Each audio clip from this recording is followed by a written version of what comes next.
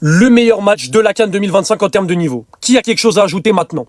C'était le meilleur match de cette CAN 2025 en termes de niveau, en termes d'intensité. C'était une dinguerie. On s'est tellement régalé devant le match, c'est une dinguerie. Comme d'habitude, le seul bémol, c'est qu'il n'y ait pas de vainqueur. Mais en vrai de vrai, ça, on s'en fout. Au vu de ce qu'on a vu aujourd'hui, on s'en fout. On va commencer par le commencement. Vous me le surveillez, ce gamin.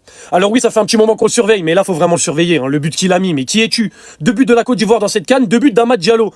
C'est la première fois qu'il leur a offert la victoire. Là, il leur offre le match nul. C'est qui ce gamin? Mais Amad Diallo, c'est pas un joueur qui fait des différences uniquement statistiquement. Non, il fait des différences dès qu'il a le ballon dans les pieds, il te fait le dribble juste, il te fait la passe juste. Et en plus de ça, il vient marquer des bangers comme ça. Mais en fait, trouvez-lui un point faible. Trouvez-lui un point faible. Le Gabon est donc officiellement éliminé de cette CAN. Et le Cameroun et la Côte d'Ivoire se partagent la première place, ce qui va se déterminer au dernier match. Pour l'instant, le Cameroun sont premiers grâce au goal average. Mais ça pourrait changer. La Côte d'Ivoire, ils vont avoir faim, ils vont avoir les crocs de première place. Encore une fois, la 3e journée, elle s'annonce légendaire. Mais encore une fois, comme souvent dans cette CAN, et encore plus souvent pendant les matchs de 21h, merci.